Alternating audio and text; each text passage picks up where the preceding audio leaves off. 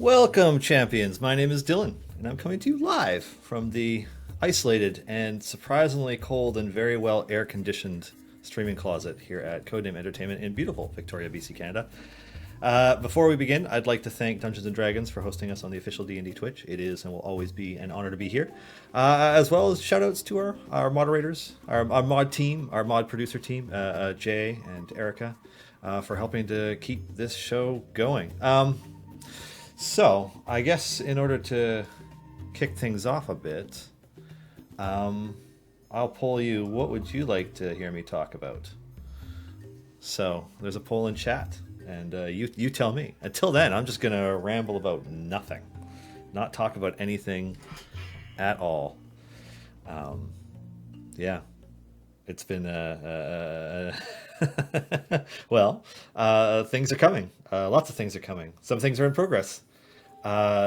So there is a spoilers. People just want to hear about spoilers.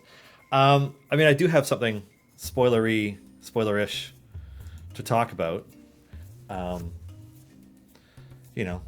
I'll wait. I'll wait a moment and see what the consensus is.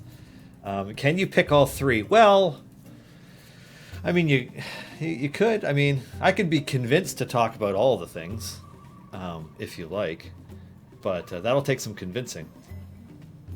Yeah. In the meantime, first things first. How are you? How is your week going? I know that it was Labor Day weekend, so we didn't have a Bardic Inspiration episode this week because of things shuffling around, but I know some people have kids going back to school, or our kids going back to school, or things are opening up in some places while also simultaneously shutting down in some places. So it's an interesting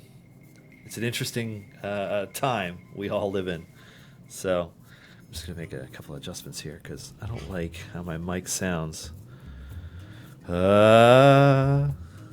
No, I need a little more gain. More gain for me, a little less gain for Sean. Anyways. Oh, I see somebody in chat noticed. There's something kind of fishy going on my screen currently. Yeah. It's interesting, right? Just kind of walking along there at the back. It looks like, of the people who have participated in chat, that the bulk of you want to hear about the 3rd anniversary. So you don't want to hear about new champions, surprisingly. And, there's some interested in upcoming changes, some interest in it. But for the most part, people want to hear about the 3rd anniversary. I'll let the poll finish before I launch in. And yes, I'm going to be leaning heavily on this gimmick today, because why wouldn't I? Because I can. It's fun. I'm having fun. Things should be fun, right? 3rd anniversary. Okay, so while I start to talk about that, maybe I should switch over to this.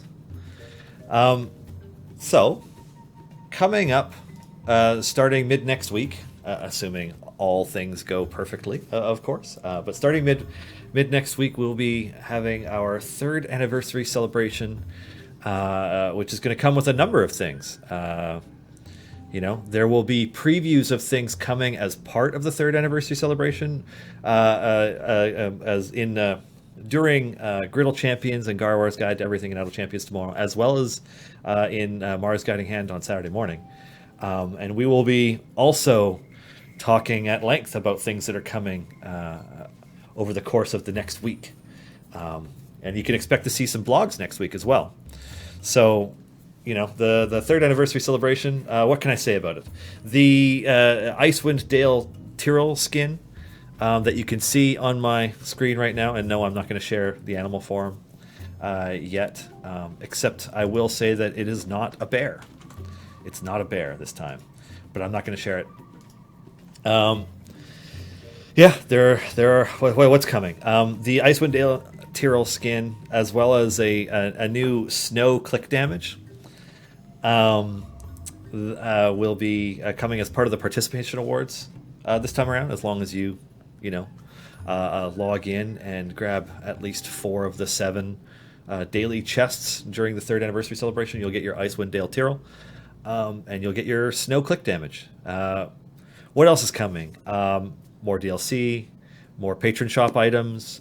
There will be at least one new feature, and you expect some blogs next week in the lead up to, and also as part of the launch of the 3rd anniversary celebration, and then of course Thursday next week, which is to say September 17th. I think is the date. Everything's kind of blurring together these days. Thursday, September 17th. My guests on stream will be the Justin and the David, and we will be doing a 3rd anniversary year in review / discussion dev Q&A for that stream. So seems like a good reason to tune in, right? It's like, what would you like to know? I mean, generally, with David and Justin there, they literally can answer every question, which is nice. So, something just like a dust particle or something went like right into my eye right as I was talking, and it's driving me mental. I don't think I got it. Anyways, so that's what's starting to come next week. Let me look at those results again. Yeah, you see, I don't know that it was close enough with the upcoming changes to also talk about upcoming changes. I mean, yeah. I guess you don't want to hear about it. But seriously, is snow click damage a new familiar or a click skin? It's a skin for click damage. So like right now we have the green flame one as an alternate. Like you have your default click damage and then your green flame click damage. The next one will be snow. And I just realized that I swapped over to a view of only gameplay when I did snow with like the hand wavy thing. So you actually missed the emote. Yeah. They're tears of joy I have to do. Hey, that's great. Yeah, make us wait and vote again for hour 2. You want to hear all the things? All right. I'll work my way through this list, and I can always decide whether or not to make another list down the road. So upcoming changes. We had a pretty long discussion last week about a number of things, but there's a few recurring topics, and of those were general feedback about the launch of Lazaps. Questioning why Lazaps wasn't eligible for cramped quarters or was eligible for other things that maybe, it just kind of like there's talk about that. And so as part of upcoming changes, and I don't know if this is going to go out today or if we're waiting till a build next week or what. So I don't have an exact ETA. Let's just say that we have changes coming in a very near future update, maybe today, maybe tomorrow, maybe early next week. But we will be adding goblins to the lists, to a number of lists. So Binwin and Ishi's abilities will include goblins. Goblins will be included in the races allowed in the Cramped Quarters variant. They will also be included to the races not allowed in Shorty's Day Off. The limitations of the Diversity Day Trip variant is being updated with recently added champion races. Ashara's bond specializations are getting some changes. So there will be bond options for Aarakocra, Azamar, Genasi, Goblins, Lizardfolk, Minotaurs, Sorials, Tortles, Warforged, and Yuan-Ti. And some of them will be renamed. And there will be an extra bit of detail in the bond elves and dwarves added to call out the fact that, yes, drow count. I know that if you're deep into D&D and 5e, you know that drow and Eladrin are elves.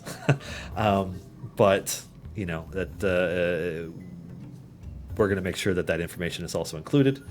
And then I think that, that should do wonders to help the viability of Ishii and Lazaps, as well as Binwin for all you Binwin lovers out there. I mean, who doesn't love Binwin? But who uses Binwin, really? So, yeah.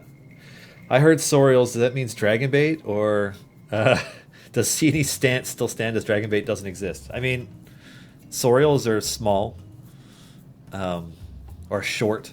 So one thing that I should use to clarify is that there's a difference between what qualifies as a small-sized race in a 5e book. I don't have a 5e book to hold up right now, but in the 5e book, it's just gnomes, halflings, kobolds, and goblins. But we use short races so that we can include dwarves, basically, just to add a little bit more to it. I know that dwarves aren't really that small in 5e. Like, they're really broad and thick, and they're 4 to 5 feet tall, so they're really not that small. They're just kind of short, I guess. Certainly short compared to a Goliath. Anyways, so there's a little bit of a difference there, but we were remiss in having goblins included in those things, which is to say that not all things are perfectly future-proofed all the time, but those updates are coming. So those are some of the upcoming changes coming to the game. Only 3 people voted to hear about new champions, so I'm just going to skip that one. Sorry. Yeah. Anyways, what else? Oh, I see. There's a raffle going on. Makes it hard to read questions. Let's see. Minotaurs, you say? I said Minotaur. Which is to say there will be a Minotaur coming to the game. Yeah.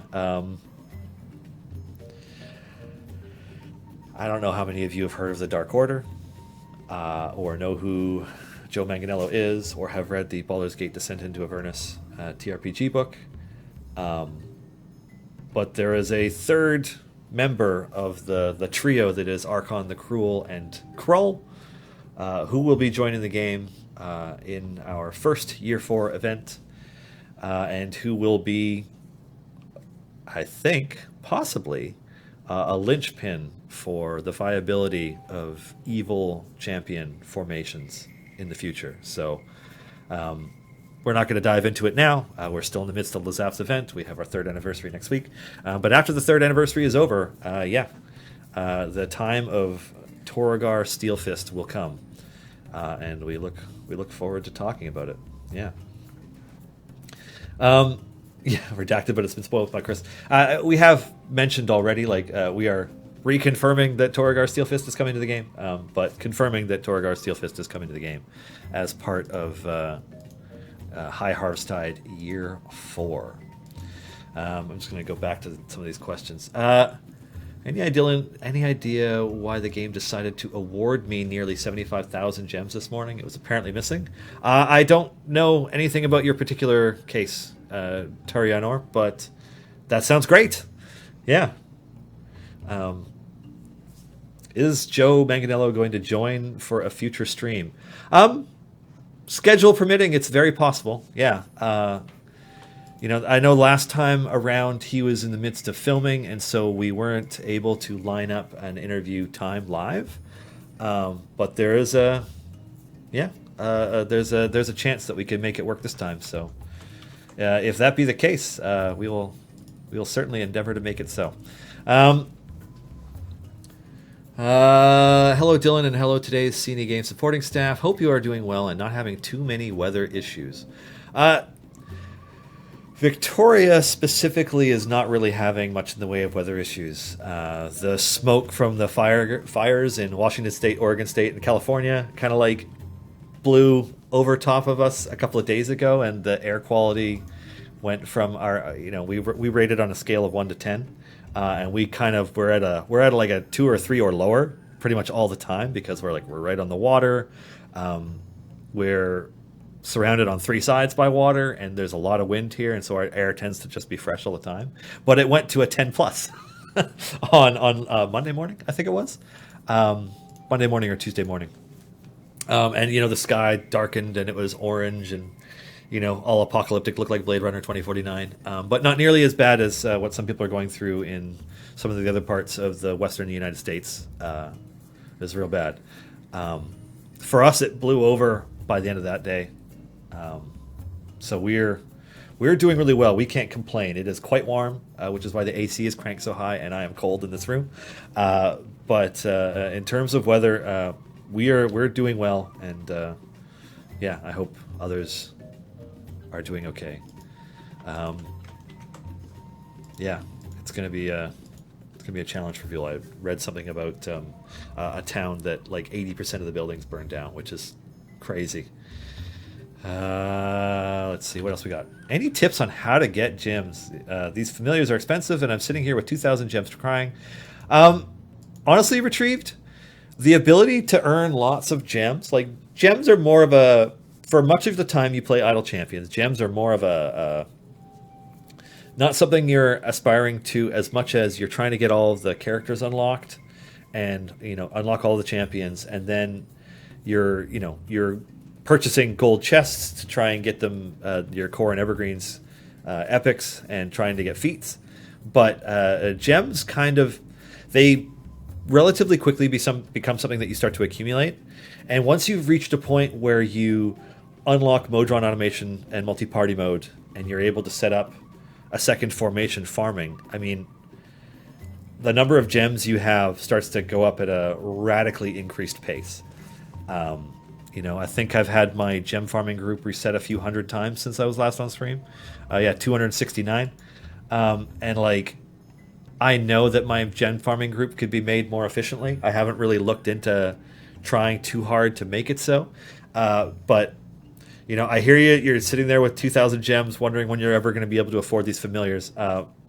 Believe me when I say that you will eventually be able to earn far more gems than you thought you could need.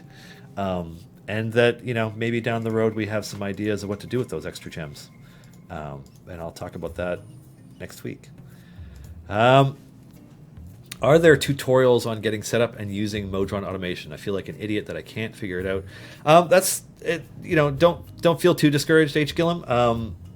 Modron automation is a enormous and almost overwhelming feature in the game. There's a lot to it. I highly recommend checking out the Garwar's Guide to Everything episode on it, which you can find on our YouTube, which I should have hot linked, but I don't. I'm just going to check our YouTube. I think it's episode 16.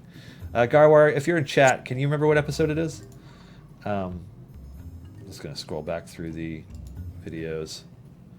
Bump, bump, bump, bump, bump. Let's see. I want to say it's episode... No, episode 15. So the July 17th episode. I'm going to grab the link to the July 15th episode entitled Multi-Party Time. Excellent. Which I'm told is a Wayne's World reference, not a Bill and Ted reference, although, similar kind of era. But anyways, I'm going to post that link in chat, and then a few seconds later you'll hear me talk about it.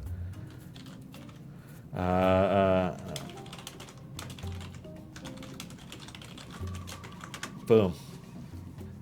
Yeah, Wayne's World, party time. Excellent. Anyways, H. Gillum, that's probably a good place to start. I know that it's a very, very big feature that we could dedicate a lot of time to talking about. And on that note, if we were to dedicate, say an hour a week to just deep diving and explaining features, is that something that players would be interested in?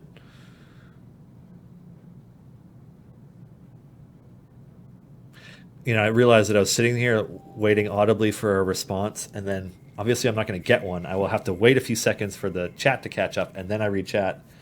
Signs point to yes. Okay. We will keep that in mind because we have some more shows and show ideas coming up. So, somebody asking who has the fur coat and ice staff. That's Tyrell, actually. And so, I know that people will be coming and going through this stream for the duration, so please bear with me if I get a little repetitive. But that would be Tyrell in the back with his outfit. The Icewind Dale Tyrell skin, which is going to be available as part of our third anniversary celebration. So just participating in the third anniversary celebration, unlocking daily chests, you will get it. It's that simple. In fact, I don't know why I didn't explain it more simply last time. I guess I like to talk. Alrighty, let's see. Okay, that's good to know. I know it's smoked up there, and yeah, my sister's living in part of Colorado. Yeah, the wildfire season is real bad in the southwestern United States, especially. I don't know that this much of California has burned before. I can't believe that somebody had a pyrotechnic display as part of a gender reveal party, and that led to the sheer amount of damage and to the environment and to personal property. It's staggering. It's tough. I don't know who you can reach out to support things or anything like that related to it. I know that we're all dealing with a lot right now. Between the pandemic and rising unemployment and a lot of other things across not just the United States but the world right now. It's a time. It's tough. So I don't know. I mean, if you're in a position to help people, I recommend you do. You never, I've always been of the philosophy that you always help your neighbors because you never know when you might also need help. So. Are you guys going to be doing anything for PAX Online? Kind of. So we are not actively participating in PAX Online the way that we would normally participate in PAX West, South, or East, where we would have a booth and we would be doing something. However, we are still supporting Take This, one of the charities involved in PAX. So Take This normally operates an AFK space or spaces at PAX events where people who need to get away from the con to a space that is quiet and staffed by people who are mental health professionals, where somebody can go and just, either just chill out, regain their calm, do whatever it is they need to do in order to, get themselves ready to go out and engage with massive event again, because cons are overwhelming. So Take This helps to provide that for PAX normally. What they are doing is they are doing an AFK online as part of PAX, which I know AFK stands for away from keyboard, and in theory PAX Online step away from it, right? But what they're attempting to do is to bring it to another level and provide the same kind of assistance that they normally would in AFK rooms to an online audience, which means being available a lot, given that PAX Online is running for 10 days or something. It's long this year. So we are supporting Take This. Proceeds from our Mindful Sloth Familiar DLC pack, which I can show off in the shop here. This unusually cute sloth. Proceeds from purchases of the Mindful Sloth Familiar go towards Take This for the next few weeks. I don't have the date handy on exactly when it wraps up. And in retrospect, I should have written that down. But it supports Take This and AFK Online for PAX Online. So if you are looking for a good reason to purchase a Familiar, there's one. But that is the extent of our participation in PAX Online. Alrighty. Balder 549 or Balder 549. More Familiars are coming, aren't they? Yeah, they are.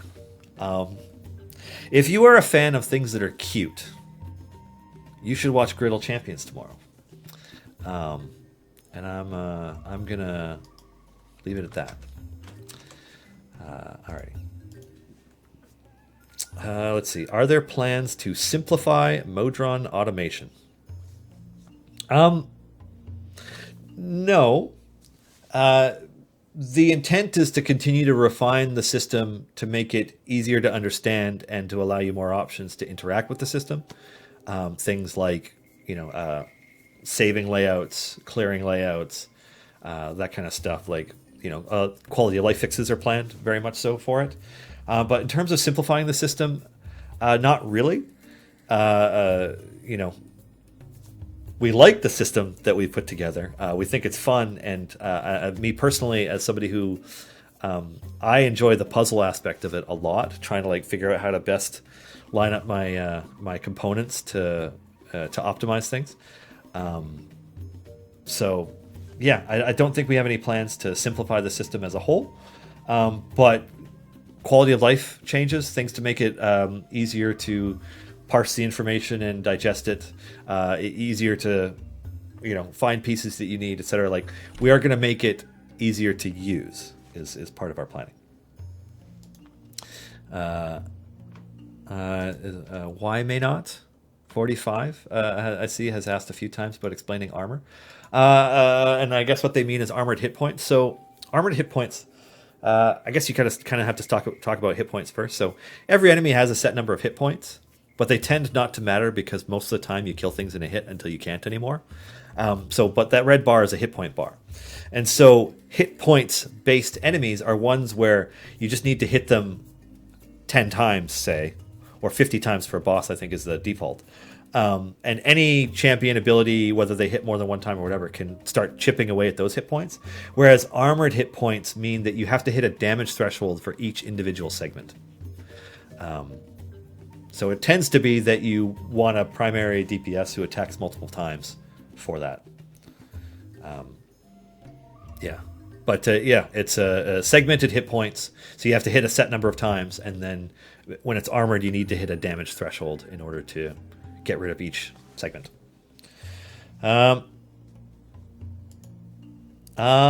Sorry, I've been in and out, so you may have answered this already. Are there any plans to have somebody else stream Saturday mornings when Marv moves his stream back to Wednesday? Yes, actually, we are. We'll be talking about that next week. But yeah, there will be another Idle Champions related show taking over that spot when Mars moves from Saturday mornings to Wednesday afternoons, Pacific time. Do we know when the anniversary event starts? That will be mid next week. So, barring something unforeseen, you should expect to see it across, arriving on all platforms as of mid next week. How can anyone resist buying a sloth that cute? I mean, I don't know. We all have different amounts of available money to spend on things. So, I hope that people buy it. I think one of the cooler things that we can do to contribute to the world as a video game company is to be able to support charitable organizations through things like this.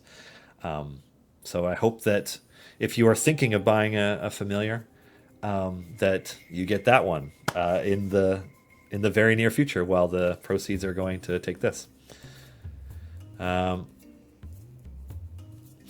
It says donate to charity, but the details were not in its details at all. I mean, the net proceeds for a set amount of time of sales go to a charitable organization.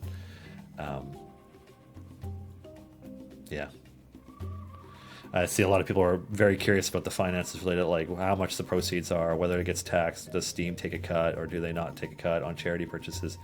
Net proceeds means that the money that, ignoring everything else, ignoring the platform fees, cuts, all those kinds of things, the money that we would normally make is instead going to charity. That's the easiest way to sum it up. I don't think I'm at liberty to get into percentages where cuts, any of that stuff. That's above my pay grade. Rather than Codename Entertainment making a profit off of purchases of the Mindful Sloth Familiar, we are giving that profit instead to take this. Lazap's tank or support? Which do you choose? Well, right now, Lazap's is tank because she's up front. See, I love it. I love that grappling fist when it goes off and she just yanks them forward. I think in some ways she's actually probably more viable as a support, since there are some godly tanks in this game. Like, looking at the formation I have right now, the best tank is actually at the back of the formation. But yeah. Alrighty. Will Year 1 champion variant achievements still be obtainable via time gates when Year 4 starts? I'm not really in a position to talk about Year 4 events because that's very much Justin's thing. And so I'm going to kind of hold off on questions related to how all that stuff's going to work. But that's not to pass the buck forever. Next week we will be having Justin and David on stream to talk about, Year 3 and take questions about other things in the future and moving forward and all that stuff. So definitely mark your calendar for Thursday, September 17th at 1 p.m. Pacific, because we will be diving into the major annual Dev Q&A. Is Modron automation complicated? I would say that it's a system that feels different enough from the other aspects of Idle Champions that it might feel complicated because they're different, but they are. I wouldn't say that it's an especially complicated feature. I think once you start to get it, you get it all real quickly. It kind of comes together. But at first glance, the system itself is a little bit daunting to dive into. If that makes sense. That's just that's how I see it. I don't personally think it's a super complicated feature, but it's a big feature. Let's see. Is there a way to save or deploy familiar setups without going one at a time on a new run? I mean, familiar positions are saved as part of your formation saves. Creepy Monster 83, so that would probably help.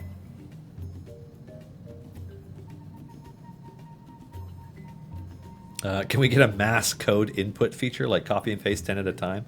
That's a feature that is very, very unlikely to happen. What I could say about the combination system, because we don't refer to it internally as a code system, it's a combination system, is that the system that we have in game was approved by a number of different platforms to be just the way it is. So mass copy pasting codes is unlikely to ever be something that we add to it, because it's already something that Google, Apple, Microsoft, Sony, and Valve are happy with. And Nintendo. Forgot Nintendo. Let's see. I just stumbled on this game a few days ago on Switch, and I'm loving the D&D vibe, but I do wish we didn't have to re-unlock characters each adventure. I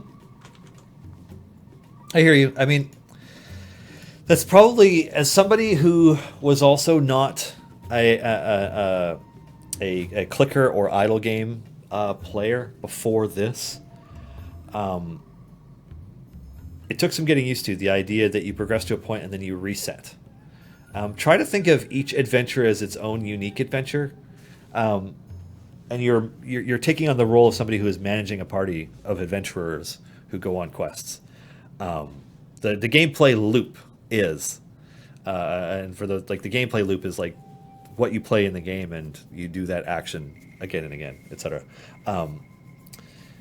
The loop is completing adventures and earning favor that allows you to progress towards greater goals, like having enough favor to unlock your characters faster, to earn more gold, to purchase blessings, etc. And then as you do that, sorry, just like nose is really itchy, because it's so dry that my sinuses are dry and my nose keeps getting itchy.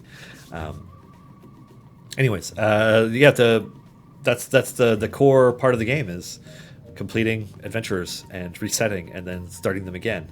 But as you increase your favor, you're able to purchase all of your characters faster and faster and faster and faster, right? Like once you'll eventually reach a point where you can kill just a handful of enemies in the very first area and unlock all 10 members of your roster and level them up and all that stuff. So, alrighty. Is there any chance on updating how champions in the same slot are swapped on console? I don't think that's something that we have plans to do, but I'll tell you what, DDAM, what I can do is I can pass this along to the team to see if there's maybe a way to smooth it. Will we be seeing a developer blog for Year 4 events? Yes, that is the plan.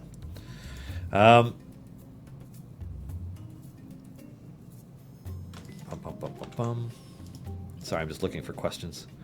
Okay, I see we've looped around back to the point where we have enough new people in chat that didn't hear the beginning that we're getting questions about goblins and small champions and stuff again. So to go over what I went over at the start of the stream, among our upcoming changes are adding goblins to variants and also taking them away. So adding goblins to the races allowed in cramped quarters, adding goblins to the races not allowed in Shorty's Day Off, updating Diversity Day Trip to include recently added champion races.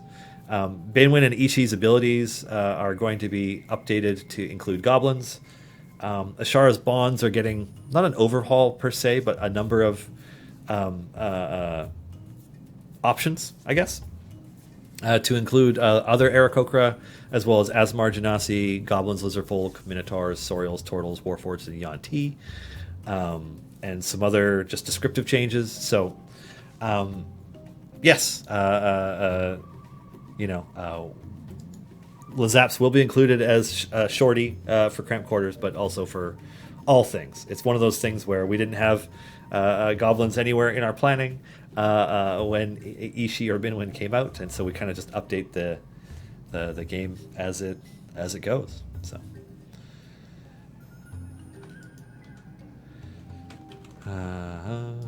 let's see. It would be awesome if the detail sheet for that purchase said something like all proceeds go to the charity, take this for this promotion.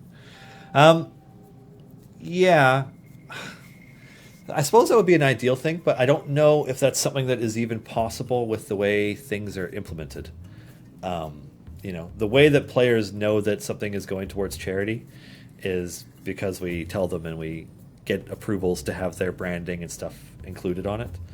I don't know that we're in a position to change the way digital receipts work or purchasing displays information. Yeah, but still, that's valid feedback. So I'm gonna make a note here and pass that along to the relevant people on our end. Maybe there's something we can do about that. Maybe not. But making a note. Thank you for the feedback on that one. It's a good point.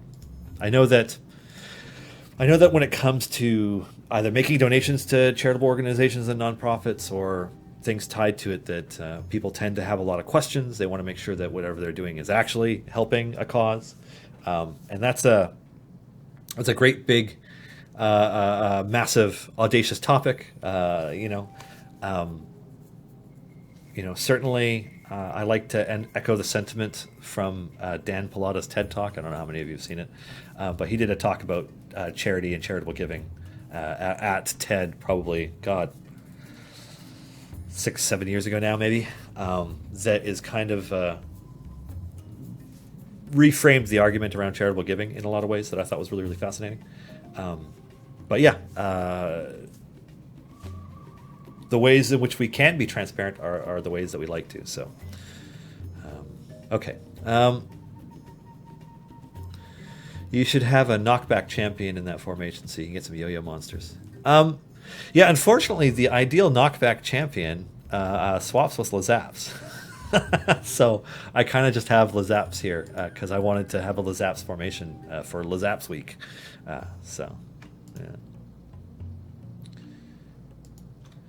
Let's see.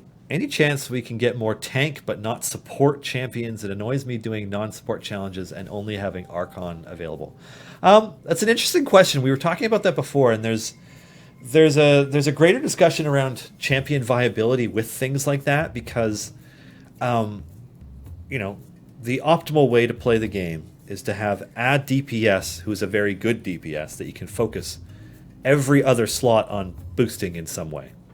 So your tank is also a support because they boost that DPS's damage. The tank only needs to stay alive long enough for the DPS to kill things, right? So, and then every other slot is a support of some kind, boosting that specific DPS champion. So the only way a tank non-support champion could possibly work would be for a tank to also be a DPS champion, which I don't know if we would do.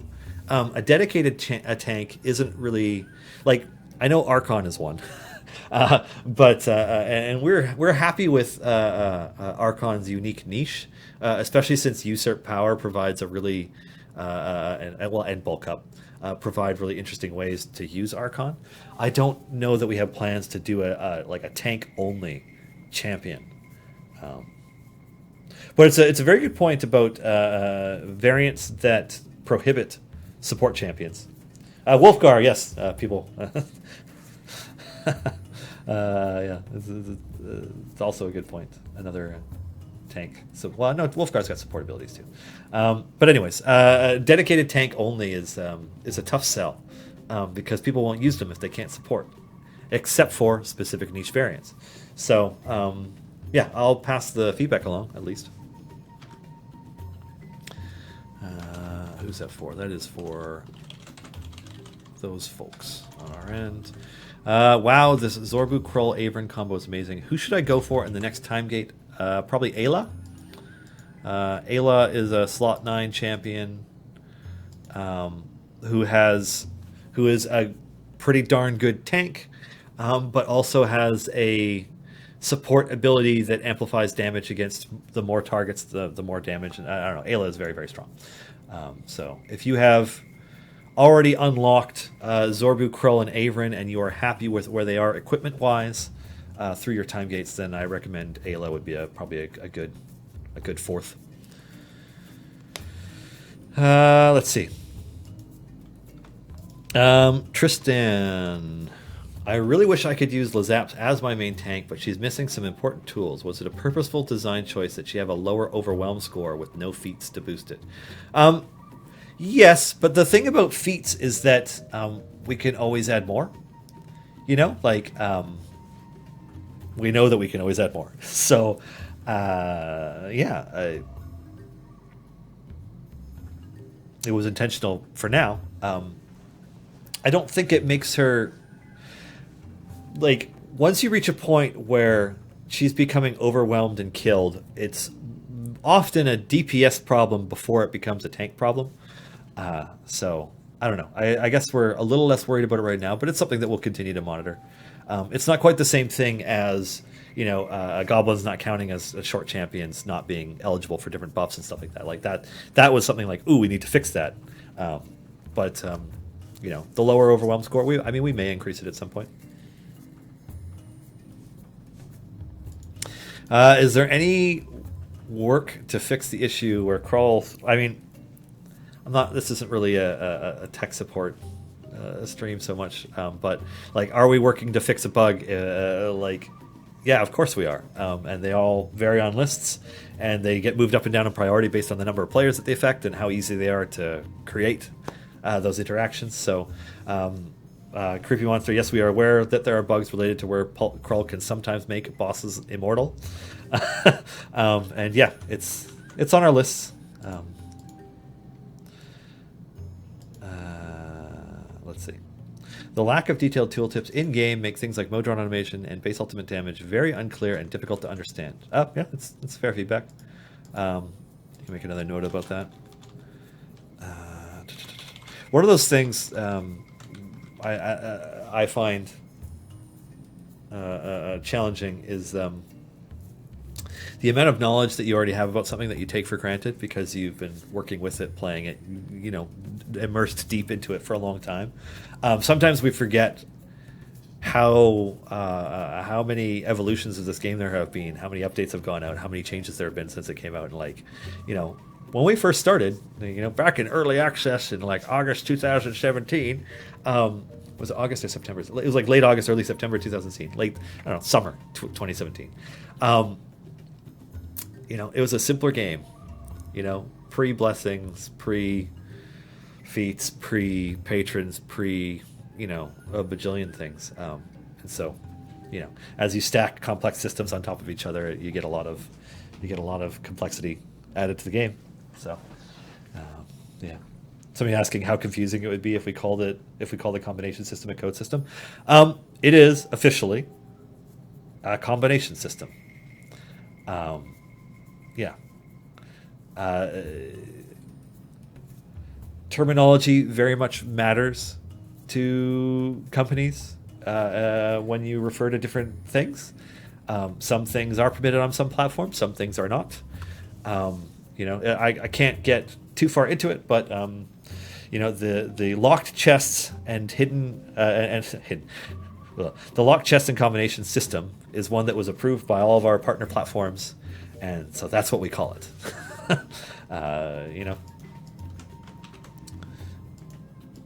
Let's see.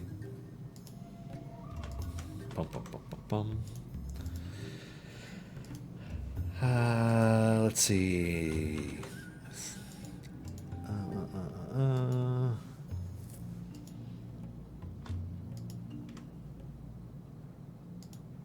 I just noticed Shandy's skin. Which one is that? So this is the Shandy skin that's available as part of the Blood War Shandy skin pack. So each of the heroes of Baldur's Gate have their own Blood War skin. Like if I look at Minsk, there's Minsk in his. Blood War Minsk.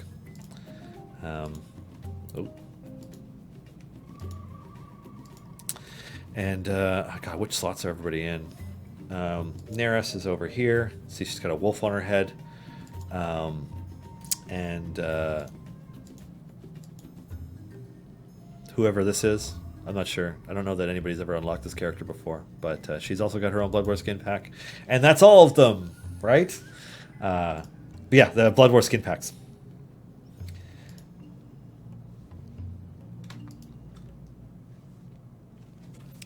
Will the console versions ever be updated with a more precise way to change levels? It's very difficult to move back, for example, exactly 7 levels. I could have sworn we already added some more stuff for that.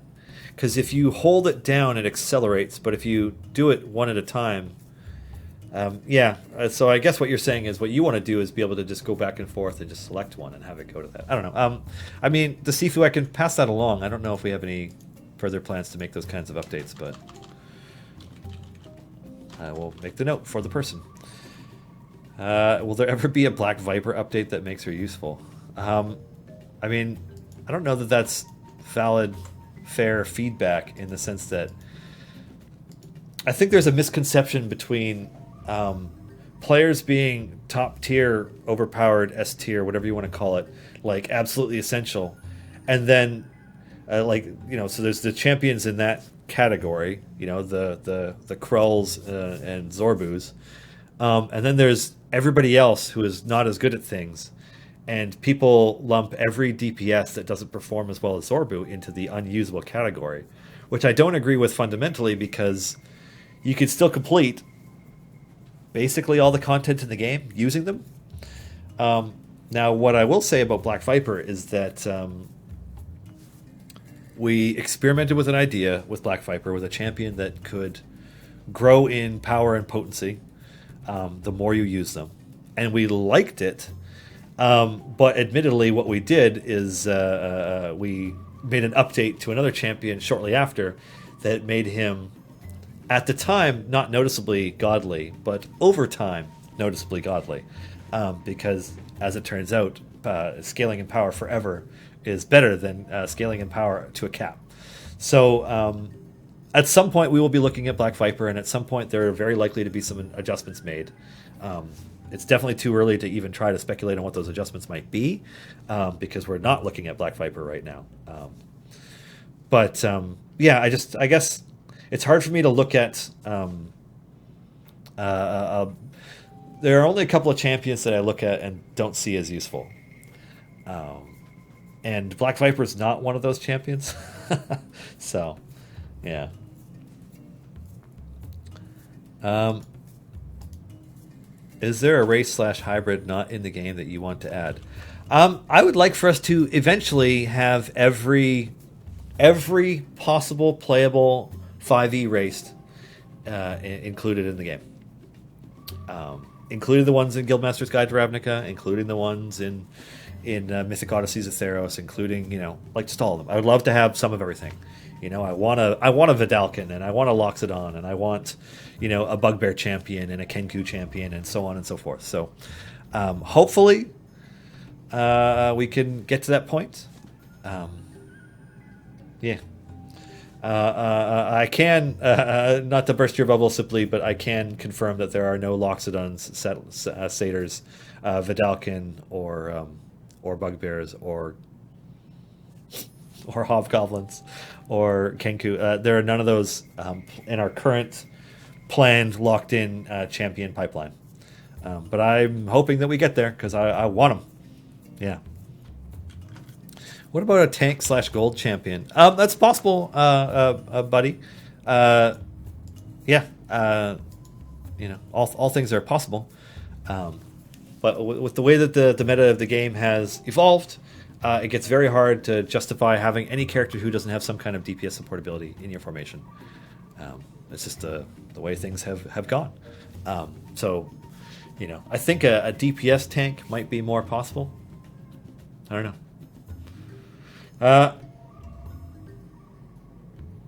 Can anybody tell me if there's a downside to playing this game on the browser version? Is there anything exclusive to the Steam version? I'm not very far into the game, but I don't know if it's worth the restart. Everything makes it across all platforms eventually. Exclusivity isn't a big thing for us. I know that there's a Gromma skin that is currently only available on Xbox One, and believe me when I say it's going to be coming to other platforms sooner rather than later. Everything, play the one that you feel most comfortable with. Steam tends to get the most frequent amount of attention, both because it has the majority of our players, but also because it is the easiest platform to update. And so everything tends to start on Steam and then move outward and get translated to other platforms and devices from there. So, I don't know if that's advice to switch to Steam, but the browser version is fine. We certainly prefer it if people are going to play a browser version of the game. Our most preferred one is ours on C&E Games, but again, play the one that you're comfortable with. Will we see a new patron in game before 2021?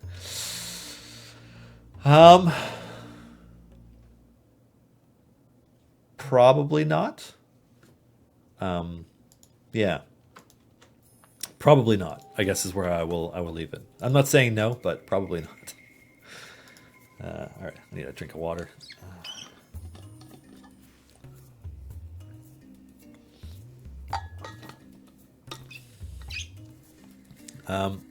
Is there a tutorial out there on how to create honeycomb setups for Modron automation to increase component output? I don't know if there's a tutorial for that, McDorkpants. We haven't made one. Yeah.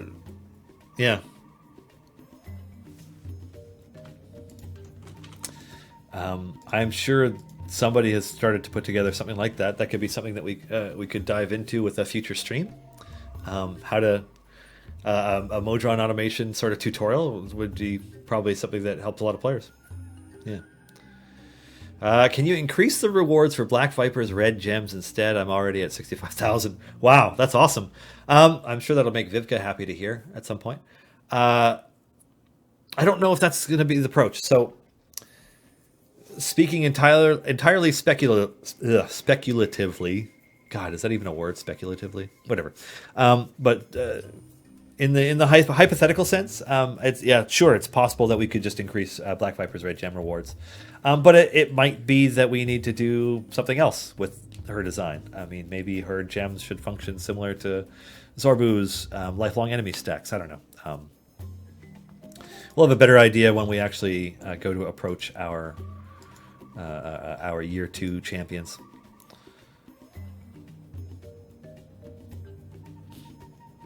Let's see. Notably, Lazaps turned out not to be the fabled tank with a magic base attack. With Crusaders having recently released a character with a wheelchair, maybe Idle Champions could consider a wizard with a similar disability for that role. That's an interesting discussion, Cassius335. I know that there has been some discussion and interest in a combat wheelchair type champion. I don't know if we're going to make one or what the ETA would be for that. It's been a really, really interesting topic of discussion to see evolving over social media over the last probably months now. Like I was going to say weeks, but probably months. I think there are a lot of interesting arguments around it. My personal take is that, in a world of where adventuring is a relatively common career, the idea that people could lose limbs and not be able to afford to have them replaced mechanically or through magic or whatever is very plausible. Because, like, as we are all aware in the world that we currently live in and the medical systems that we currently live and operate within, there are the haves and the have-nots for everything, right? So, the idea that somebody could end up in a wheelchair as an adventurer makes a lot of sense. I'm sure tons of people are missing limbs of different kinds. So I think it makes a lot of sense for there to be one. I think it's cool. Yeah. What's interesting actually is, I've actually been like kind of blown away by just how much discussion it has generated. I think that the ideal, like it's certainly in real life, like I have a major spinal injury. I talk about it every once in a while. It's not a common stream topic, but this year, let's see, it's 2020. So this year was the 11-year anniversary of me breaking some vertebrae in my lower back and totally pivoting my life in a different direction. And if I could have somebody cast Greater Restoration on me to fix that, that would be awesome. But that's not the reality of people who live with chronic injuries and live with chronic pain and stuff suffer. So, and Canada has got a good medical system. Like, if there was more of a problem, they would do something about it. I'm lucky enough to be in a sweet spot where it's not so bad that I get a surgery, because they're like the risk is actually higher than the possible reward, but at the same time it's extremely painful and life altering and it's all this other stuff. And I don't that's just the nature of my invisible injury, more or less. I'm sitting in a chair that's kind of like specially for my posture and stuff right now. But yeah, I think the idea of a combat wheelchair, I don't think that somebody needs to necessarily be a wizard. They could be a fighter. As far as I'm concerned, if we did a wheelchair champion, they could be a tank. I don't know if anybody has ever seen people play murder ball, wheelchair rugby. It is terrifying. Like, absolutely terrifying. And I have no doubt that somebody in a wheelchair rugby rig could easily be a tank. So, I think, I think we should do a character with a wheelchair at some point. So I hope we do. It's a good discussion and something that we could get to see more of. Count Casper, when do we get to see the Tyrrell skin? I could show you right now. Whoop. Icewind Dale Tyrrell. So this skin, which will include a new wild shape form that is not a bear. Icewind Dale Tyrrell will be available as part of the 3rd anniversary as the Daily Unlock. Sorry, I was like getting ready to take a drink of water at the same time. The Daily Unlock reward for unlocking at least 4 daily reward chests. So yeah, Icewind Dale Tyrrell is coming.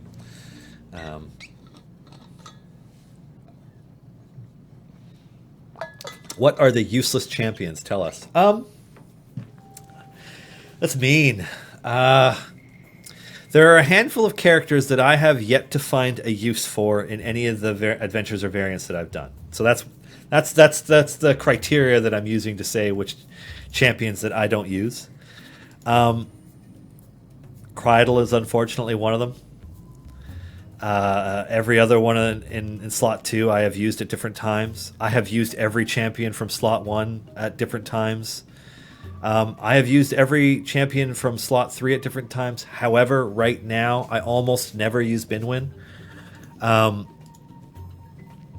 have used everybody in slot 4, although of them Jaheira is the one I have used the least. I have used everybody in slot 5, and I know people don't like Xander, and I won't get into it, but I've found more use for him than I thought that I would in different variants and at different times. Everybody in slot 6 is good. However, only one of them is a god. So obviously first place Crawl, second place Shandy, and then Evelyn is honestly still a fantastic tank buffer. But it's hard to justify using ones other than Krull or Shandy. So slot 7. I find myself defaulting to Catti-Brie a lot. I find that Farida and Black Viper as dedicated DPS don't bring enough to formations right now for me to use them over other DPS. However, I have used both in different challenging variants. So I wouldn't say anybody in that slot is actually not useful.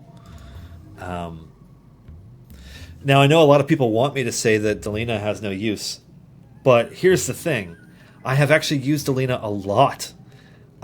She is, when put in a formation shape or a variant where she can shine, Delina is amazing. You're just unlikely to use a formation based around her because she's in slot 8.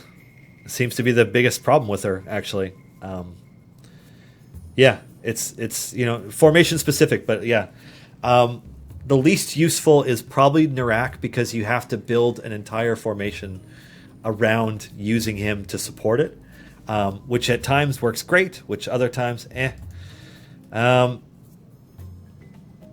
So slot 9 is full of really good champions. The best dedicated buffer in this slot is probably Morgane. The best generic overall champion is probably Ayla. My favorite champion is either Lazaps or Birdsong because I just love them. Makos is a very good buffer. And Dritz, if you make a Companions to the Hall formation, is very usable, but not top tier currently. Spot 10 doesn't really have a lot of competition with Tyrell. Wolfgar for a Companions formation, sure. Ulcoria is niche. Havilar can actually be pretty decent, but it is rarely better than Tyrell in most situations unless your variant doesn't permit it. Barrowen and Rosie are the least used, with Rosie being a distant last place for me these days, because I just haven't found use for her.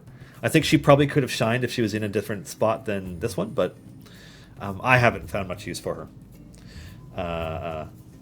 People asking about whether or not I use Minsk. I do. Minsk is the best champion for players who are starting the game as a DPS. So like you start with Jarlaxle, and Jarlaxle's great, and you're going to get him through all of your earliest runs. But eventually you're going to get to the point where you can regularly get to Minsk in a reasonable amount of time, and he becomes your dedicated DPS. And he's awesome. His cleave is rad. Minsk is super good. You mean Boo? Yeah. Well, yeah, I do. Slot 11. So Avrin is a absolutely godlike support. Jamila is a really strong core champion DPS if you get to that point before you've unlocked other DPS champions. Certainly in the Bond human formations with Ashara. Strix has kind of fluctuated between an absolutely broken, overpowered DPS and just a passably good one. And like right now, she's probably leaning more towards just good, but not amazing. Nova is a fantastic but niche tank. Warden is my pride and joy, and I use Warden every time I can. Dragonbait I haven't personally found much of a use for, but he has some use. He's just kind of ridiculously niche. Um, Zorbu is DPS perfected right now. Archon has been an amazing DPS at times, but requires so much additional support in the form of event champions with abilities that he can usurp that he's hard to use well. Although he will probably be insanely good after Torgar comes out. Just saying. Azaka you use to farm. I don't know how many of you saw the comic today, but that's how you use Azaka. Neris, I use at different times, variant permitting, because she can be a decent support. The biggest challenge I find is that her spiritual weapon doesn't help formations the way that I would like. And Melf is a great speed champion. So who does that leave out, really, when I look across all of them? Kreidl's a big miss at the moment. Binwin's a miss at the moment.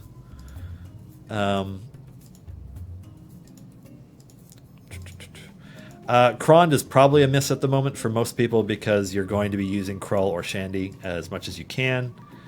And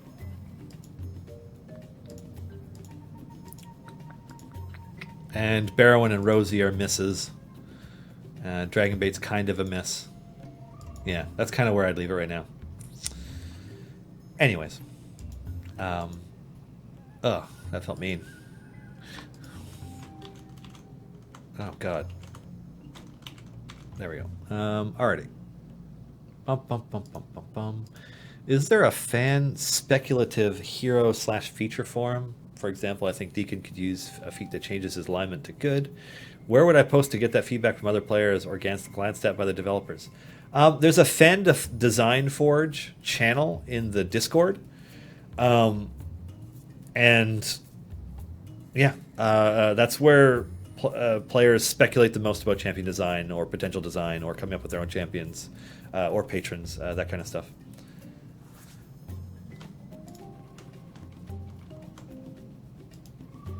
Speaking of tutorials, you said back in the during a dev talk that you had ideas about making more polished tutorial videos. Did that ever gain any traction?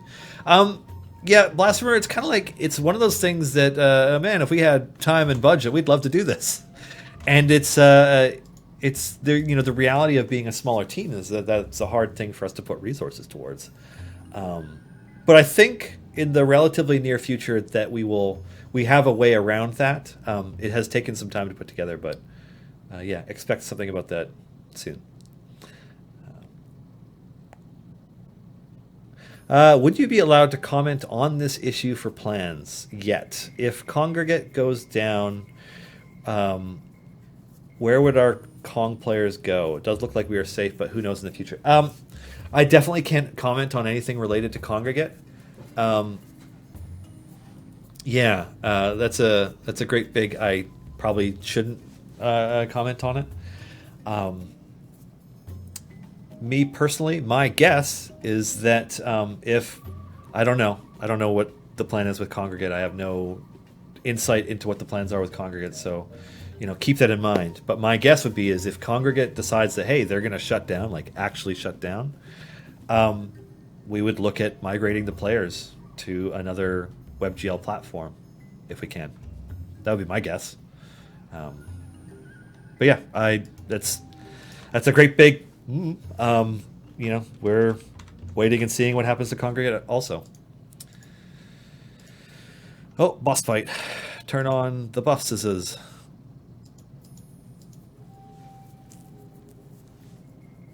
One thing I like about an Ishii formation is that Ishii is just constantly attacking. Unless she's stunned.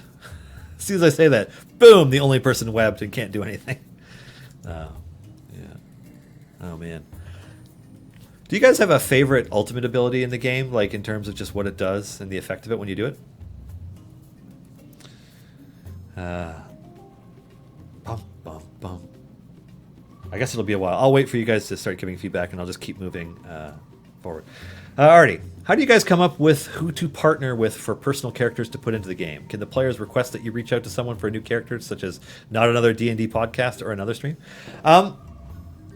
Yeah, so at the end of the day, there are far more podcasts and live streams than there are character slots when it comes to adding characters to Idle Champions. And so we have a fairly well established and healthy network of relationships in the D&D community. We will be finishing adding the remaining High Rollers Eros character. I was going to say characters, but character. We will be adding. God, how do you say his name? Let me just scroll back up because it's such a pain in the butt, and I curse Chris Trott for it. Lucius Virion Elwin Elenasto will be coming towards the end of this year, along with the long-awaited Eros synergy ability for Nova Veacher, which is a bit OP, but it'll be good. And we also have more characters from some of our established partnership shows coming.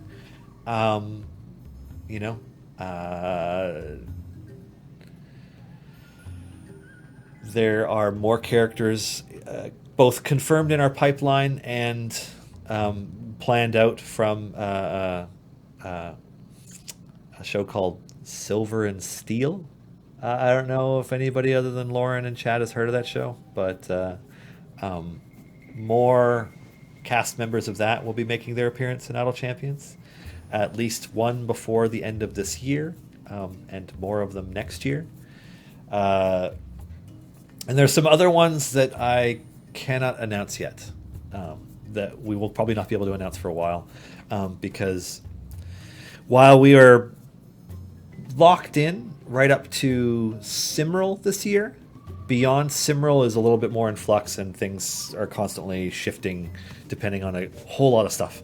That's one of the reasons why we have been pulling back more and more to talk specifically about characters that are close to the forefront. So, like, we're kicking off Year 4 events with Toragar Steelfist. The character following Toragar is one that players will already be familiar with, who is coming at the right time, I should say. And I'll leave that at that. Wheelchair Barbarian, please. Oh, now you're talking. I think if we were going to put together a combat wheelchair champion, we would go to an expert to do that. There are people who know more about these things than we do, and we would appropriately seek advice for that kind of champion. Let's see. Are you in a D&D campaign? I am. So, when everybody actually worked in the office here at Codename Entertainment, because right now we have half of our staff in the office and half remotely, because we spread the staff out over the course of the entire office space. So, like, I come in wearing a mask to the streaming room. When I'm not in here with the door closed, I'm wearing that around because COVID. But anyways, we normally had a lunchtime D&D campaign at work where, like, we would just eat our lunch and play D&D that our art director Adam was running, and that was a Curse of Strahd campaign, which has gone on hiatus for extremely long stretches of time, more than once already.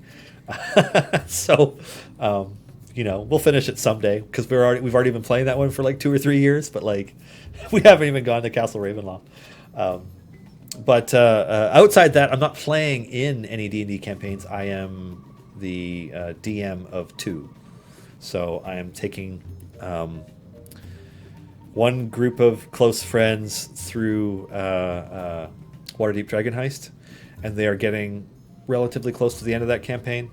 And another group of friends, is doing Baldur's Gate Descent into Avernus, and they have arrived in Avernus, so they have a ways to go in that campaign. And that one is leaning more towards an epic campaign in the sense that the I know the TRPG book is it goes to like level 14 or 15 or something like that. They will be making it to level 18 to 20 over the course of their campaign, and it will be a very, very epic and cosmic campaign before the end of it. Because I'm DMing that one for a friend of mine who usually is the DM, so I want his experience to be absolutely freaking legendary. So that's where we're going. Alrighty. Somebody asking what is a daily reward, and so you're probably asking a question related to an image I showed on screen like 10 minutes ago. So daily rewards. Whoops, the wrong one. Clicked the wrong thing. Daily rewards are part of our celebration events, and so we've had 2 already this year. We had a spring extravaganza and a summer spectacular, and this is for our anniversary celebration. And so for 7 days, starting at the beginning of the celebration, each day you log in, you will be able to get a free reward chest after 12 p.m. Pacific. Now, you can miss those. If the next one shows up before you unlock one, you've missed one, just so everybody's aware. I mean, we put out reminders on social media, and we have reminders in game, but people still miss them all the time. But anyways, each day after 12 p.m. Pacific, you have 23 hours, 59 minutes, and 59 seconds to unlock a free daily reward chest as part of the 3rd anniversary event or celebration. So, yeah, and if you unlock at least 4 of the 7, you will get Icewind Dale, Tyrrell, and Snow click damage. Yeah. What's going on with your crawl? Is that a skin that I missed?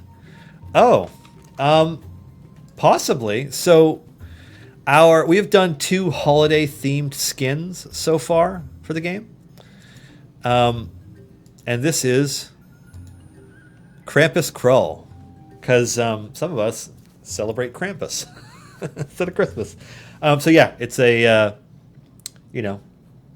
it's the Krull. If he had some holiday spirit, he would still be terrifying.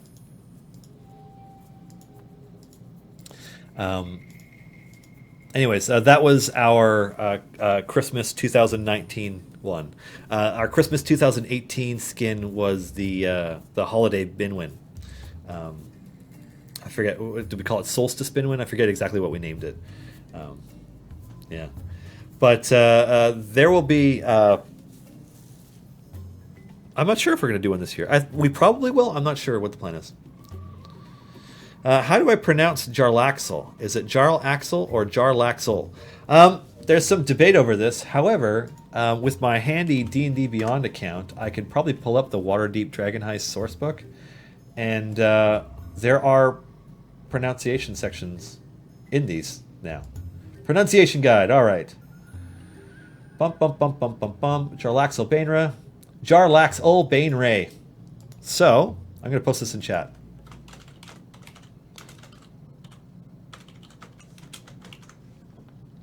Boom. It is posted in chat. So, our Jarlaxle Bainray, apparently. Which is also, it's a funny thing to have it spelled out phonetically in the book, because even still, people have different regional accents and will say those individual things differently. So, it is what it is. The right way to say it is the way to say it to your players or to people around your table, and they understand who you're talking about. Yeah. I know this won't happen, but the antlers make me want his tank form to be a jackalope, a rabbit tank. That would be really, really funny. It's not. I can confirm that it's not. I can confirm that the wild shape of Icewind Dale Tyrrell is a little more Canadian than that. So, yeah, we'll see. Is the game ever likely to have a slot switch up? You mean like the bench slots, Snow White Tiger? Is that what you're asking? I don't think we have any plans to do stuff like that, because champions, in addition to, obviously balancing is aspirational and something you're always, perfect balance is always something you're working towards. But one of the factors in balancing champions is the slot that they're in. So I don't know that we have any plans to move any champions from one slot to another. If we did that, it would be something that we would not take lightly. That would take a lot of consideration, and it's unlikely. So, yeah. Let's see. Bum, bum, bum, bum, bum, bum.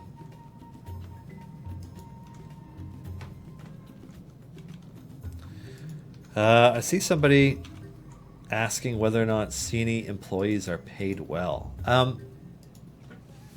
I don't think that's a topic that I should be diving into. That's a CEO thing.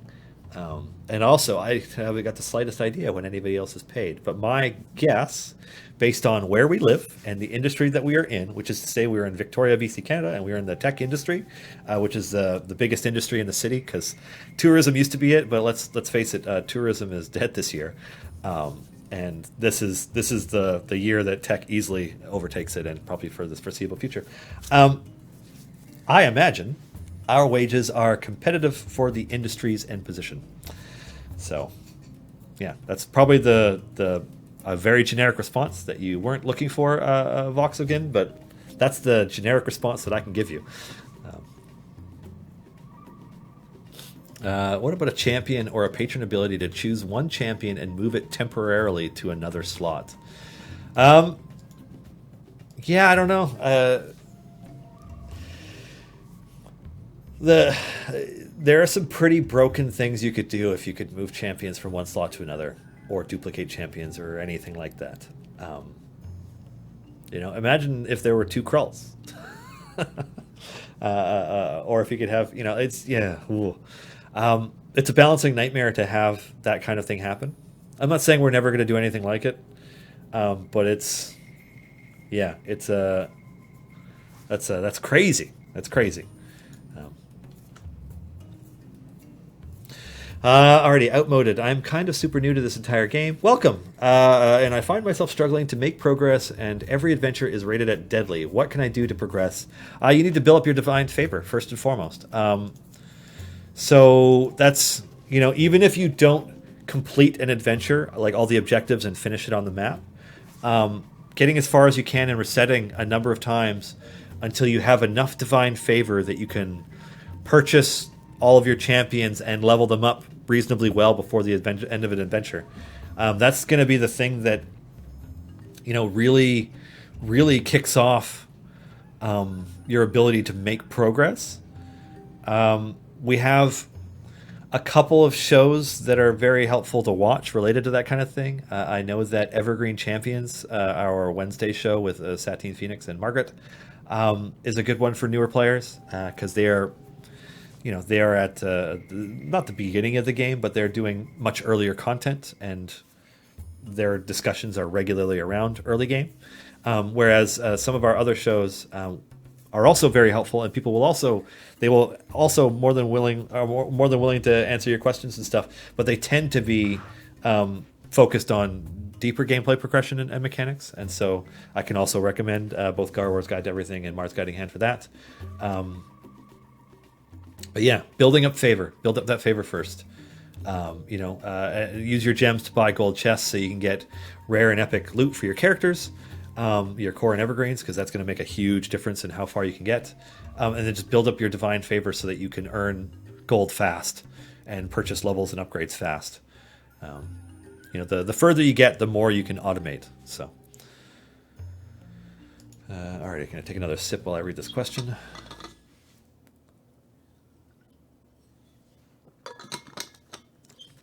Any chance for some love for relics and rarities? I realize they've been off a while, but it's still my favorite D&D series.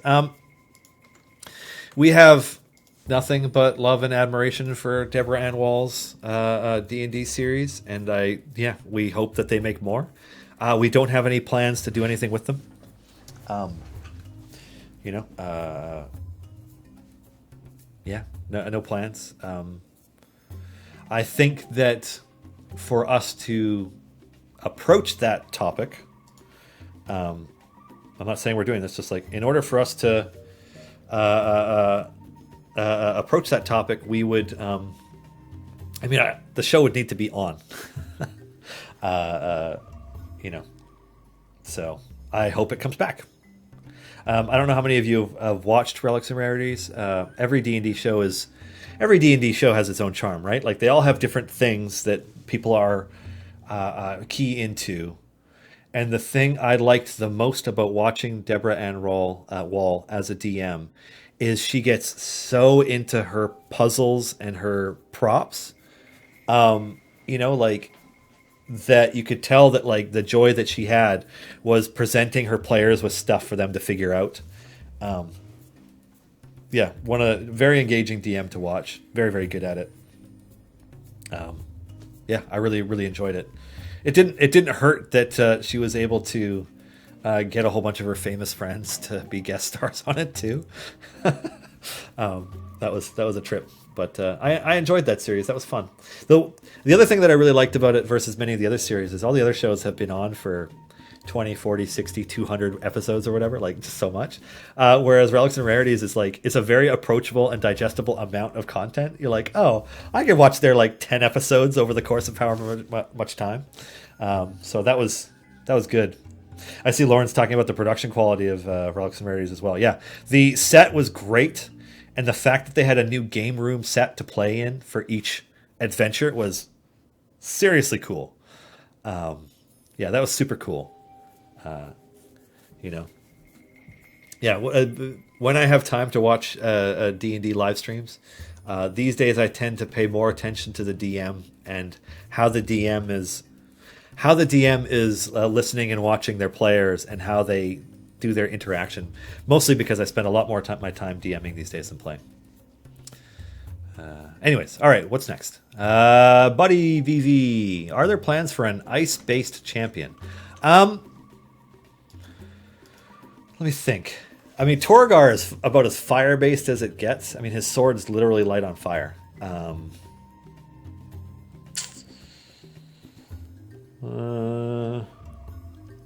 I don't think we have a champion you could consider to be ice-based coming in the near future. And I also don't know if we have one coming in our any of our planned champions. Is anybody playing in a... I don't think so. I don't think so. Yeah. I mean, we have Icewind Dale themed skins coming, of which you will hear more about others at a future date. But a champion whose abilities are based around ice specifically, no, I don't think so. Hello again, Dylan. I played Out of Champion since the early days, but where did I miss Dragonbait? How do I find him? Dragonbait is a difficult variant unlock in the Tomb of Annihilation campaign. Probably a lot more difficult to get than Ulcoria Stone Marrow. So yeah, you just need to finish all of your Tomb of Annihilation adventures and variants, and you will eventually get to Dragonbait right there at the end. Alrighty. Did your mother-in-law make a new character? My mother-in-law is still playing her second character. Yeah, that campaign's been a lot of fun because of how many ones on saving throws that campaign party has rolled of late. Oh man, it made things so much better. It's like, oh, well, if you guys are going to keep rolling ones, I guess I'm going to keep coming up with ways to make things worse for you. But yeah, my mother-in-law's character is still alive.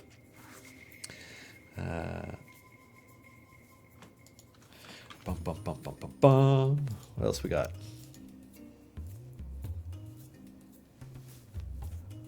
We need to log out of the game and back in. The game runs pretty much 24/7 on my machine. It isn't auto-enabled every 24 hours for the event chests. Once you have the 3rd anniversary celebration update, to have the whole the UI elements for the 3rd anniversary celebration, where you can click to get your daily chests. You can leave the game running at that point, and you should be able to, after 12 p.m., be able to get your chests. And if you're not seeing that, you could always close and reload the game. But yeah, people arguing whether it's a moose or a deer or a beaver. I mean, I feel like we're just gonna wait and let that surprise roll out organically at some point. But yeah, what I can only say is that it's not a bear. Yeah. Canadian goose, everybody's worst nightmare. Best tank, everybody just runs away. Canadian geese really are the worst thing ever. My God. Alrighty. What tanks or champions do I use in a 3-champion front line? 3 tanks? Is Gromma worth using as a tank in a front row? Gromma is actually a really fantastic tank buffer, if you could fit her in. If I have a column of 3 at the very front with where my tanks are, I'm probably using Turiel in one of the slots. The slot 1 Asmar champion from the current event, conveniently enough. Because he counts as a not tank, but he deflects enemies away from him to the people in that column. And so I will get him to move it over to one of the other two characters. And then the other two champions, I mean, who are your best tanks and who is your best DPS? Just kind of try to accommodate it. Three tank formations are a challenge. They're a huge pain in the butt, but they are doable.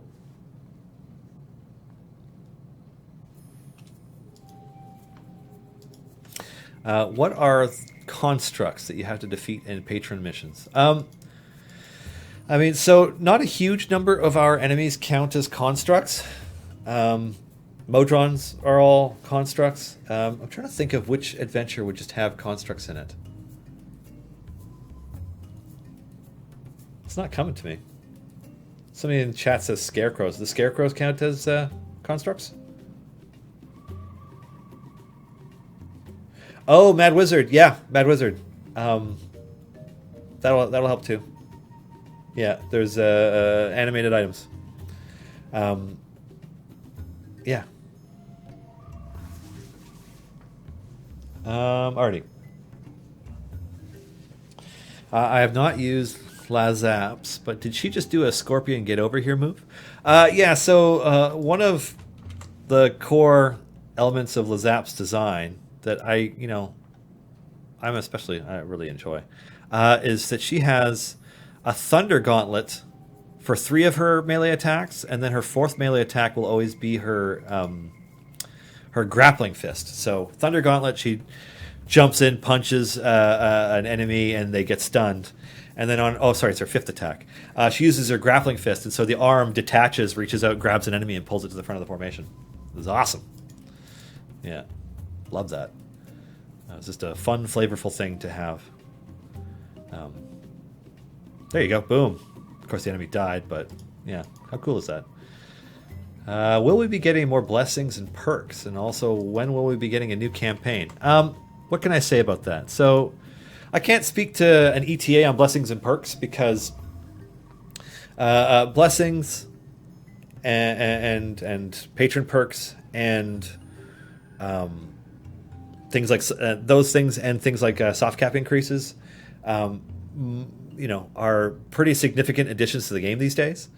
And Modron Automation offered a sizable increase in player character power and progression. So,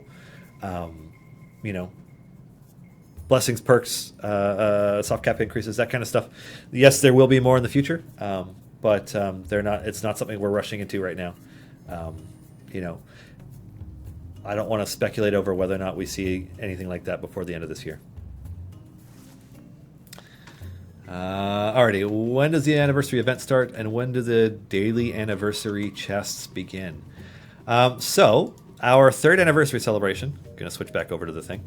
Our 3rd anniversary celebration begins mid-next week, so it should be, and you'll have to take this with a somewhat of a dose of skepticism because things can happen, but the plan is for the event to be out as of Wednesday, September 16th, and to run until the Tuesday, September 22nd. So 7 full days. After 12 p.m. Pacific on each day, the daily reward chest will be available, and you will need to go into the menu and click on that chest in order to get it. And if you get at least 4 of them, you will get Icewind Dale Tyrrell and his cool new hidden wild shape form, as well as snow click damage and 5 gold chests. Any chance we will see more druids in the game? Hey, that's a great question. Want to die 69? Oh, man. Let me just double check something.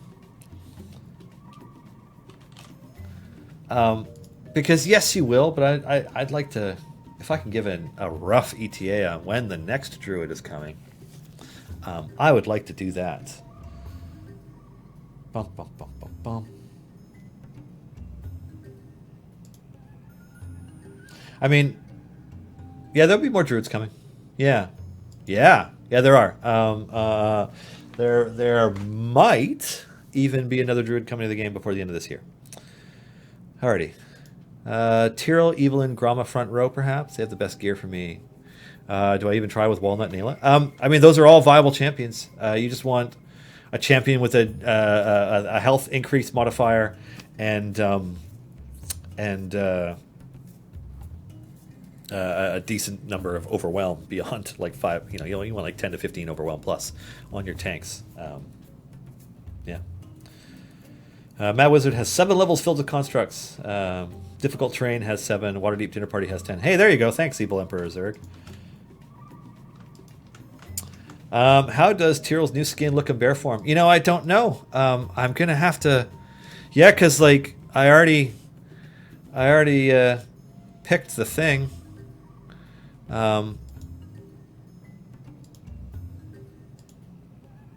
mean, I could click on this, but I'm not gonna. Yeah, we'll just have to wait and get that spoiled when it happens. I'm sure you'll see it before it comes out, but yeah, it's coming. That was a little mean, right? Yeah. Sean says that's for him to spoil. Hey, Sean, you get enough spoilers. Any Modron chests or pipes coming as part of the rewards for the anniversary event? That is a great question, Garwar, that I do not have an answer to because I haven't actually got the slightest idea what is in the daily reward chests this time around because I have not looked. My guess is that the daily reward chests are likely to be very similar to what they were the previous 2 times. Would be my guess. However, that's always open to changing. I haven't looked at that. I haven't looked at any of that data yet. Yeah. Oh, all right, more water. Talking myself raw over here.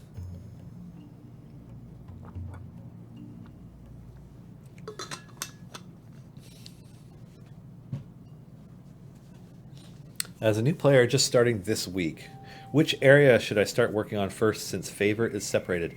Grand Tour of the Sword Coast campaign. So you want to make enough progress that you are able to start all of the campaigns. And the reason I mention that, like, first of all, there's no rush. Like, you can take your time with it. But the first tier of blessings, the column on the right is for global blessings. Like, these are blessings that apply in every campaign. And so the first one in each campaign doubles the damage of all of your champions in every campaign. And so there are 4 double damage global blessings you can get now. And they make a significant difference in your ability to get things done. Gem Hunter is like, it's not incredible, but it's good. Less Distracted doesn't blow you away. Start Strong is a really, really nice one to have because it means when an event comes along, you can jump right into the event and do a bunch of stuff instead of waiting to farm up enough tokens to do stuff. So that one's really, really nice as well. So work on finishing this first tier, and then work on another one and finishing the first tier, and work on another one and finishing the first tier, and then work on the 4th one and finish the first tier, and then, it just makes such a difference to have an increase to your overall damage. Yeah. Flexing with the United Favor. Yeah. Some of my campaigns have too much favor. Yeah. What does reset blessings do? Resetting your campaign blessings refunds all the divine favor spent on them, but it doesn't refund it 100%. You lose, I want to say like 1% or 2% or something. So, you can do that, but there's a small cost at the time. I don't recommend ever spending more than like 20% of your total favor on blessings at a time, because you want to have enough divine favor that you are easily able to make progression in your adventures. If you spend all your divine favor on blessings, it will slow down your progression in adventures quite a lot. So just keep that in mind. It's a tricky thing to balance, but you will probably get through it pretty quickly. And then eventually you will get to Azaka gold farming. And then you won't think as much about divine favor and blessings, because you will be able to, in a very, very short order, exponentially increase the amount of favor you have across all campaigns. It's quite the incredible strategy players have come up with that we did not in any way design. We did not intentionally create that thing, but it's a thing, and we like that it's there, so it's still there. I mean, at this point, I would plug our comic because Luke McKay does these really awesome Idle Champions comics every week right now, and the one for this week is called Azaka Farming, and I don't know. I feel like unusually proud of that. Over Lauren, I love Luke McKay. I bet you do. But Luke McKay does awesome art. In addition to the comics he does for us, he also does comics for D&D Beyond. Sometimes I don't know what the cadence is on those. I have no idea how frequently they come out. But yeah, it's a good time. Oh man, alrighty. Oh, too much air conditioning in a dry space, and I'm just like, my throat and sinuses are just drying out awfully.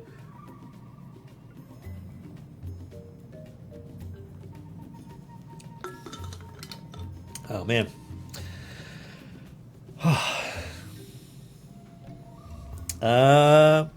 Something I want to mention now. So, starting next week, we have some things, some cool things that we're going to be giving away as part of our 3rd anniversary celebration. Just for funsies. Sorry, everything's stacked underneath this frickin' desk. Uh-oh. Oh, there's the other one. All right. So our good friends over at WizKids, I don't know how many of you know V, but we got some really cool care packages sent our way. Starting next week, we will be doing one giveaway a day for one of these WizKids Dungeons & Dragons Icons of the Realms premium pre-painted miniatures. Like, these things are so shiny that you can't even really see what it is. This one is a Tabaxi Rogue. These look great. It was actually very tempting when they were sent our way to just keep all of them because we're like, oh, these are awesome. However, we're going to be giving them away. So we have 7 different ones. They are all from the recent series, which is to say I don't think any of these ones are on the WizKids website yet. They might be, but I don't know. And so each day we'll be doing one of them. You can register for more than one. Because each one is its own separate giveaway. But yeah. We have a bunch of different ones. We have a Dragonborn Fighter, a Tortle Monk, a Tabaxi Rogue, a Human Barbarian, a Goliath Fighter, which is my favorite one. This one looks awesome. He basically just looks like Grog, except in armor. And then a Human Warlock and a Halfling Rogue. And the Human Warlock comes with this like Eldritch Tentacly mass off the back of it that's all like this bluish color. I don't know how well you can see that on this camera. Anyways, so starting next week on Wednesday, we will be giving away one of these a day, and then we'll ship them out to you. And the other thing I'm going to do next week is I have a great big box here that says confidential on it, and I'm going to be cracking that open and showing you what's inside, because why not is why, but also, it says confidential, but you know what, it won't be spoilers in quite the same way anymore next week. So very, very excited to crack that open and show off what's inside. I see that somebody in chat asked where you can find the Azaka comic. We post it through our social media. So if you follow Idle Champions at Idle Champions on Twitter, it would be on there. Otherwise, you can find us on Instagram at Idle_Champions. Because somebody is sitting on the at Idle Champions name on Twitter, on Instagram, and just not using it. And then also Facebook.com/Idle Champions. We shared it through there as well. But we are most active by far on Twitter, so that tends to be the easiest way to find that stuff. It also shows on the Steam product page. Yeah, I know that's a newer thing. Yeah, the way that stuff shows up on Steam now is different, but I don't use much in the way of social media. Oh, that's fair, and kudos to you because social media is it's a thing. Um, Most of the time, I don't know if it's happened this time because I am here and I am not on the Discord, but usually the comic gets shared through our Discord at some point whenever somebody first spots it. So I expect if you are on the Idle Champions Discord, discord.gg/idlechampions, if you are on there, the comic has probably been shared there also. I don't think we've shared any of Luke's comics on our website yet because we're looking at. We have a media page with the comics that Woody Hearn from GU Comics did. Also awesome stuff. And, so there's 7 or 8 of Woody's comics there. And we now have 9 of Luke's. So what we need to do is put together more of a comic archive on our website. So that has not happened yet, but at some point it will. It's on our list. All right. Close that window, close that window, close that window, close that window. Just started this game an hour ago. Oh, all right. Seems like a game I'll enjoy dumping hours into. I'm glad you're enjoying it so far, Fun Below 4. Yeah, there's a lot to this game. I don't even know where to begin. But welcome to the community. I'm glad you're playing, and I hope you continue to have fun. What's the best way to get gems? Killing bosses. The fastest way to kill bosses and earn gems is by doing.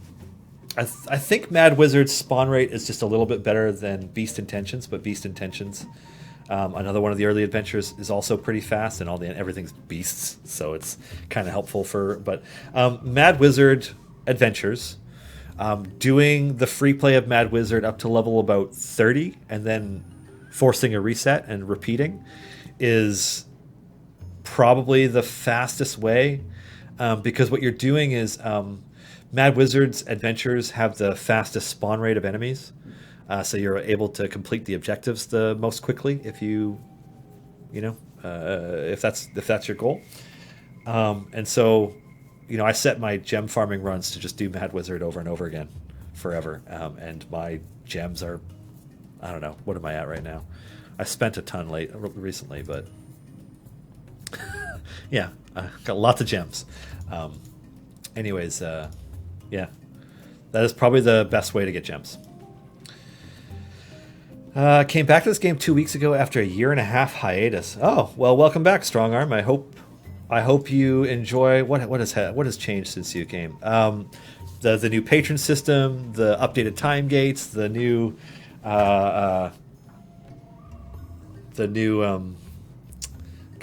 patrons updates, time gates updates, Modron automation. There's a lot has happened. Strongarm 852. So welcome back, and highly recommend checking out Garwar's shows and Mars's show to catch up.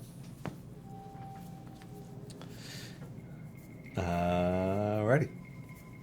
Wow, it's 2:48. I feel like I've been talking for almost 2 hours. I think what I'm going to do, so because I know that our audience kind of is a gradual churn and people are kind of always coming and going, is I'm going to go over when I went over at the beginning again. So, and at the same time, I would also like I need to do a poll. So during the last Bardic Inspiration episode, we talked about lining up a guest for our September 15th show. And we did line up a guest, and we were all excited to get ready to announce it. But then there ended up being a scheduling conflict, and we had to bump them back to September 29th. So we no longer have a guest lined up for the September 15th episode. So what I'm going to do right now is I am going to I'm going to poll the audience which champion should we do a song about. And this is for the next episode of Bardic Inspiration, which is on Tuesday next week. Let's see. I'm trying to think of who I want to include on this list. Of course, Lauren says Ashara. All right, I'll include Ashara on this list.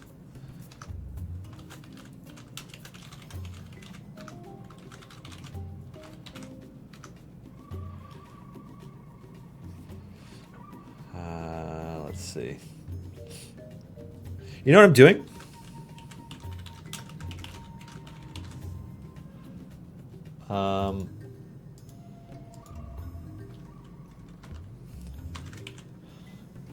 I see a lot of people suggesting dragon bait. Okay, I'll include dragon bait in this possible list.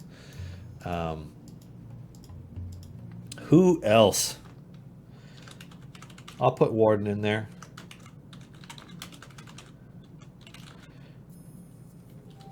See a bunch of deacons and Delanas. Okay.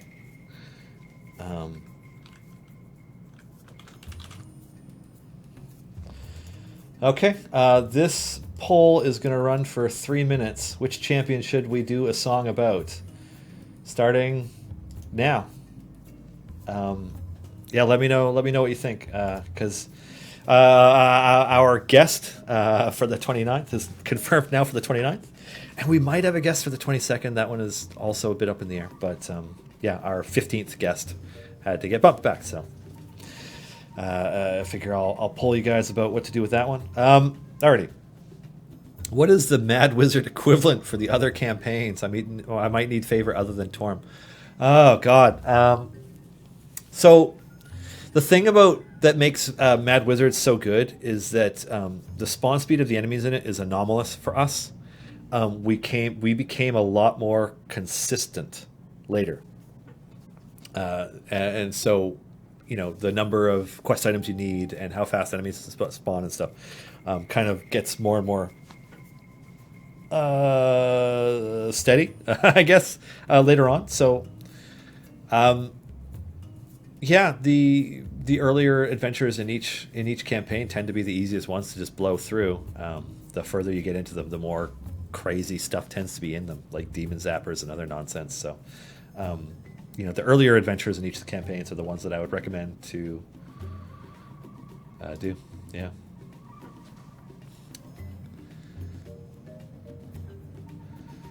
Aw.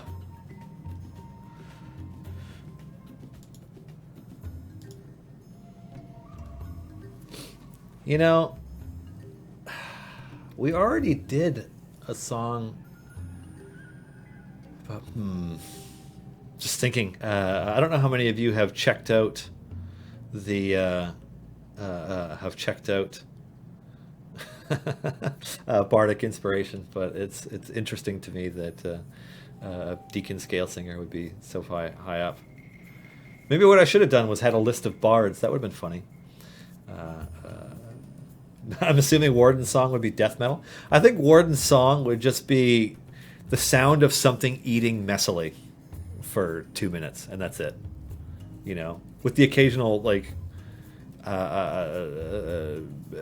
shriek of pure terror. Yeah, that'd be Warden's song. Metal screeching. Yeah. Alrighty. So it's looking like Deacon. There's not a huge amount of time left in this vote. There's a lot more people watching this episode than voting in chat. So if you want to click on your chat window, and the little voting tab is up at the top, I am curious what you think. But also, Deacon's a good choice. Doom. All right. Okay. Well, thanks for the feedback. And on that note, it's almost 5:02.